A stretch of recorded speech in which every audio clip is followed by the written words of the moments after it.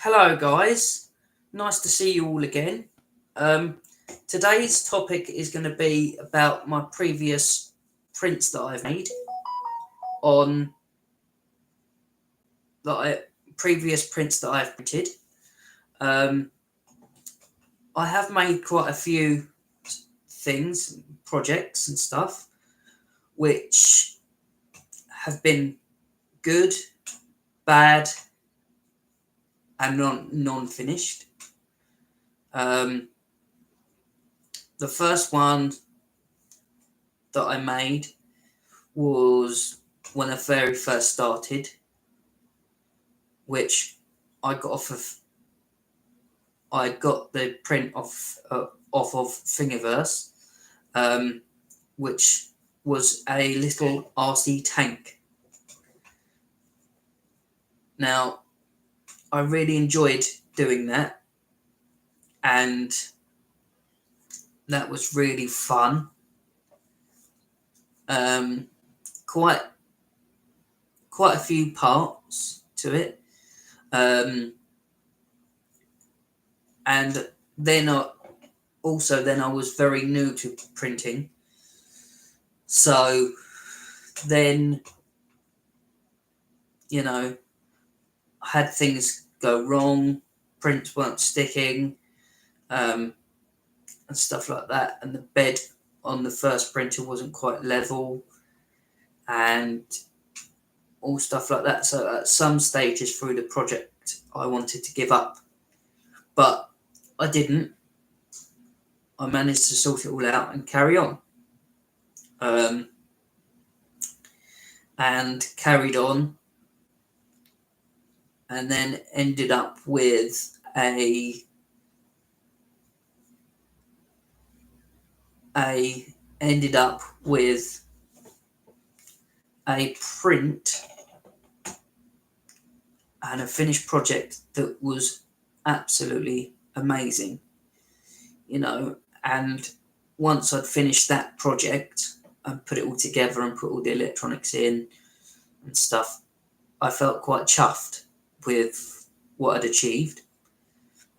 And then I realised, actually, if you put your mind to it, you can actually you can print the stuff, and it was very good. It was very, very good. To get that first project under your belt felt like a real achievement, which, when I look back now, I'd say that was one of the easier projects I've ever done.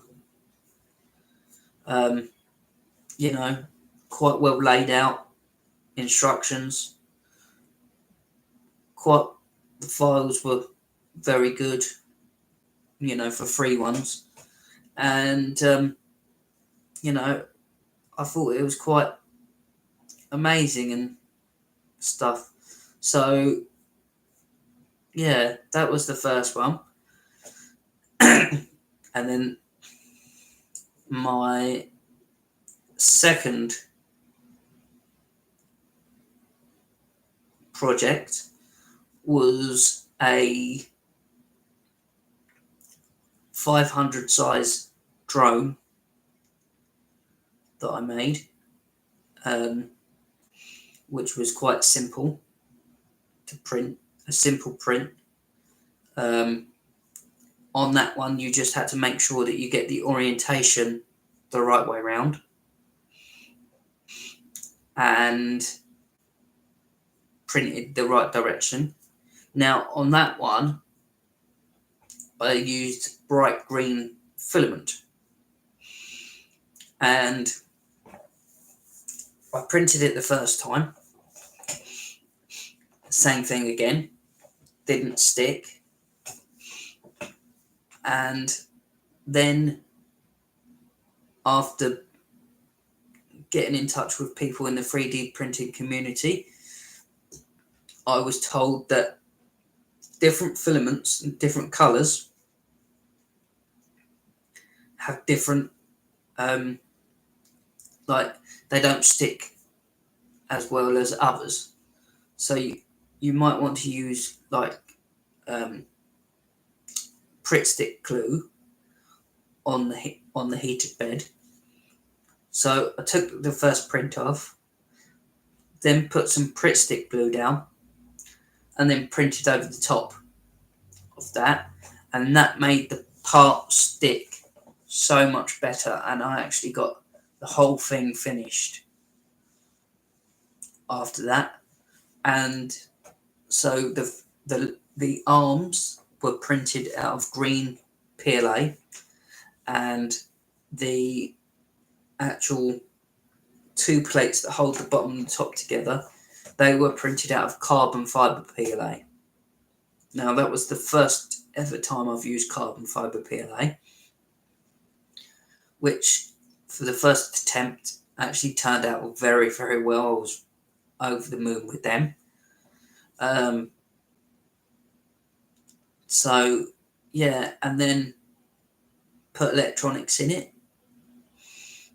All the ESCs and motors and flight controllers, receiver, and everything like that. Put that all in and wired it all up. And it still does, it flies, which was an achievement, because obviously 3D printed parts are sometimes heavy and you want them to be robust as well. So you might use more infill, more walls and stuff like that. So that was quite interesting. It was quite fun to use that, but it was good. The other one that I'd done after the drone was a 40% size R2D2 with all different types of panels that you had to print, all in different materials, like PLA silk, so the blue bits, the silver bits and everything, which the actual whole body of the R2D2, I had at the time, the two printers I had doing that, when I was doing that, I had two printers running, which was two CR10 Maxes.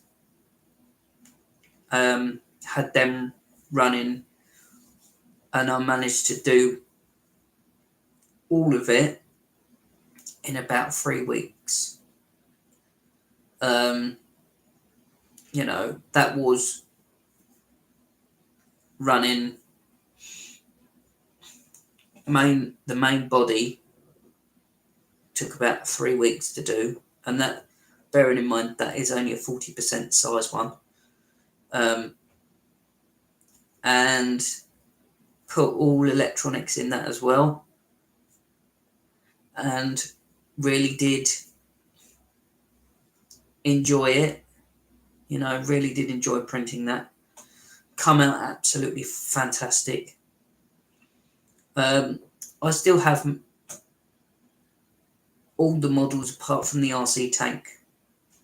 They're still around today, and so I have that. Yeah, the 40% size R2D2, and then I thought, right, I know what I'm doing now. Let's try a bigger one. Let's try a full size R2D2. So I managed to find the files for a full size R2D2, and at the time I still had my CR10 Maxes, and then again I thought, they'll be all right. So I set out on this new one of doing this 40% size R2D2. Yes. Now, where do we start with that one? that one went a bit hit or miss, because the whole print, like to do the whole thing, took roughly around 20 to 25 kilos of filament.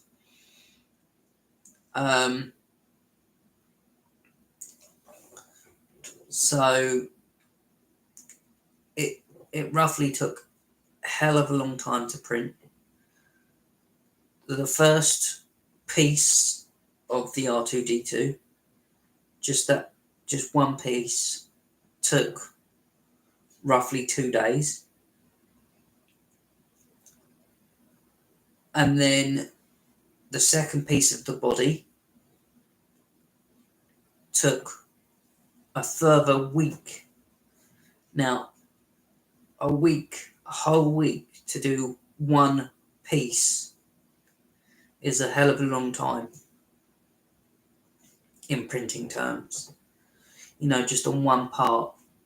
So you can imagine the size of it, and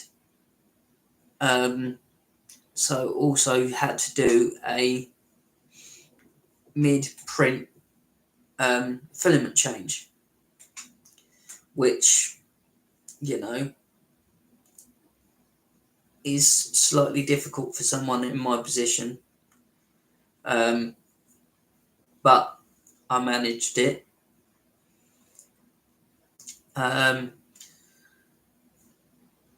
So managed to do all of the parts, and it took roughly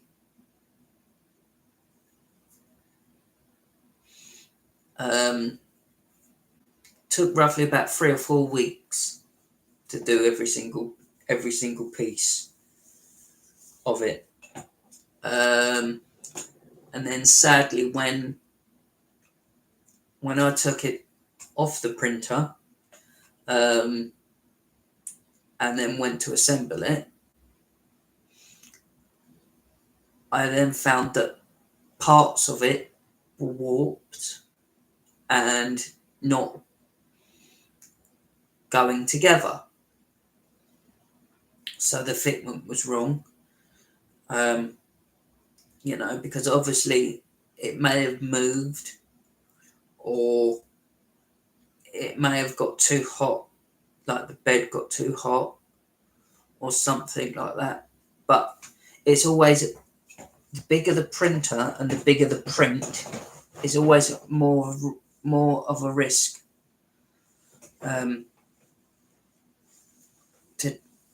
to things working out or whatever, but also on the other end of that, it's also the bigger the printer, the more filament you use. So rather than just, it's half a roll of filament, I can do that again. No, this was like, if I've got to redo that part, it's another 2 kilos. So very quickly it kind of, I decided that, if it wasn't going to fit together and I couldn't make it fit, and gaps weren't lining up, I decided that maybe it's not for me, maybe it's a bit too much. So sadly, I put that project on the back burner. But people that do the full-size R2D2s, that project roughly, they say on the forums and stuff, that roughly it can take anything from a year to 2 years to complete. So that is a very, very long project for people to do. It's very fun and very rewarding if you can get it all done. And I wouldn't discourage people from trying it, but just be prepared for things not to go right all the time. But as I say, technology has advanced now, so it may be better. So it'll be good. It will be really good. So that was my third project that didn't go very well. My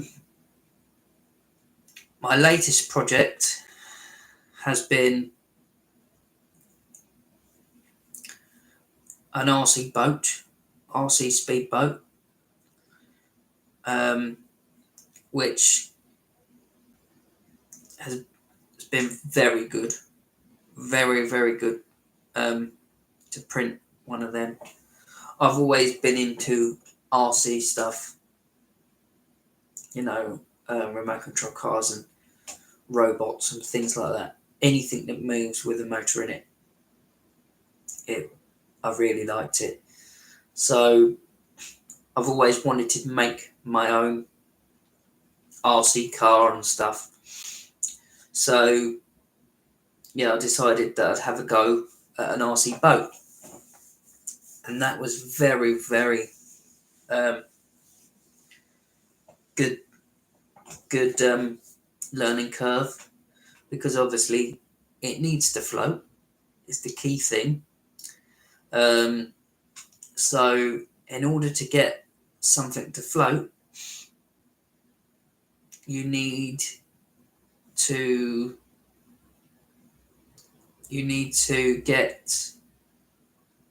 have not thicker walls, more walls and more infill than what you would normally. Which is,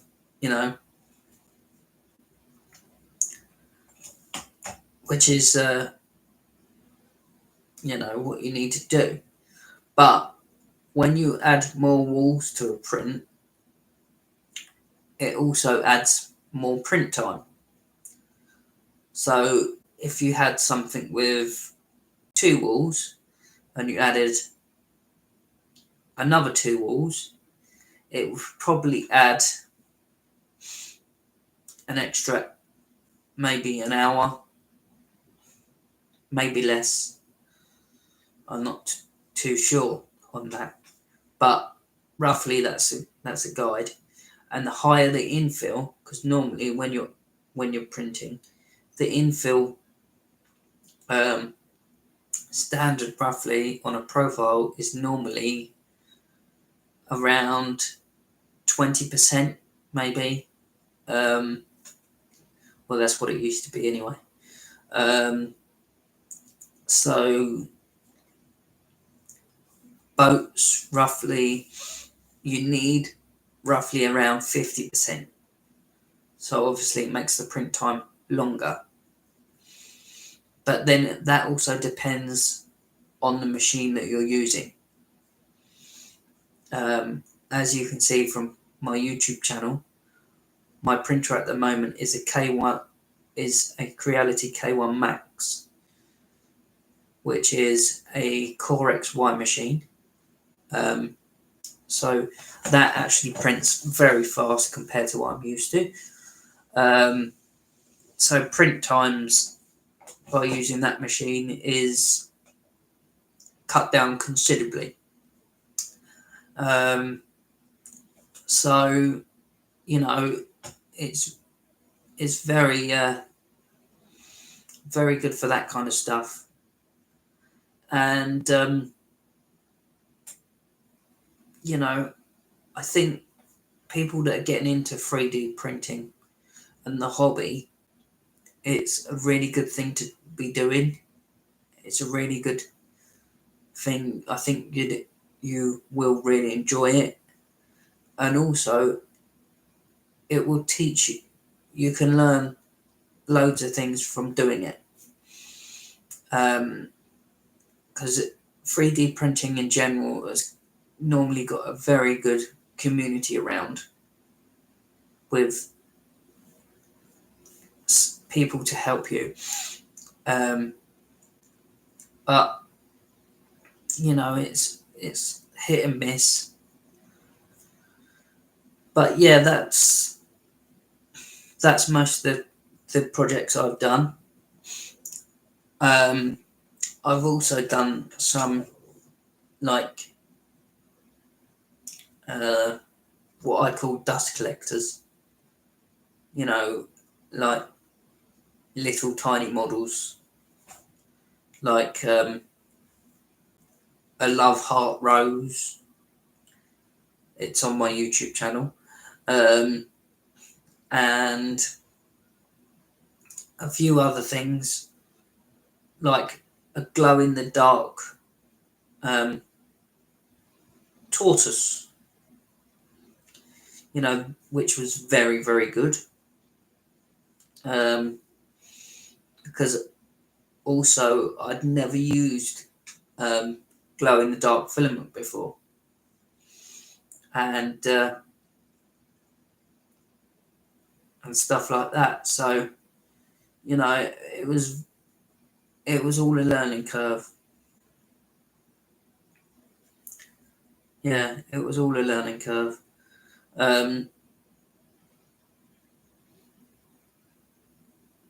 Yeah, and nowadays there's so many different things you can find online.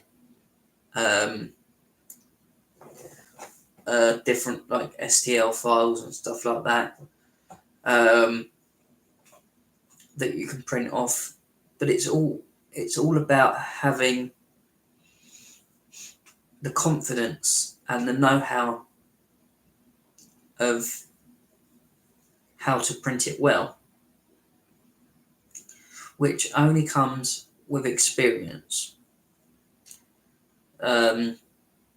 Because every machine, every 3D printer is different. So some of them have different way, like every machine has a slightly different way of behaving and what it can do and what it can't do. So you have to get quite au fait with your machine before you dive into a massive project. Yeah. Now, has anyone got any questions they'd like to ask?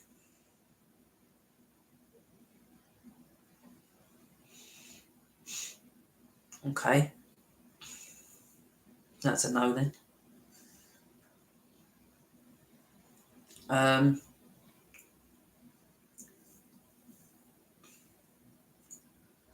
Yes.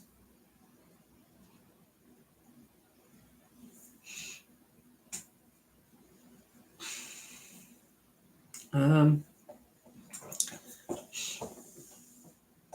just trying to think if I've done any more projects that I haven't listed.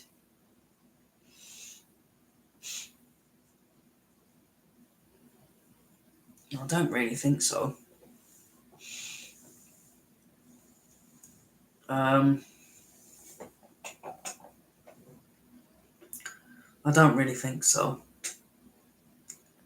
Anyway, guys, thank you for watching. Please like and subscribe. And if you have any comments at all or anything like that, please feel free to write down in the comments at the bottom, and I will get back to you as soon as possible. Thank you very much for watching. Bye now.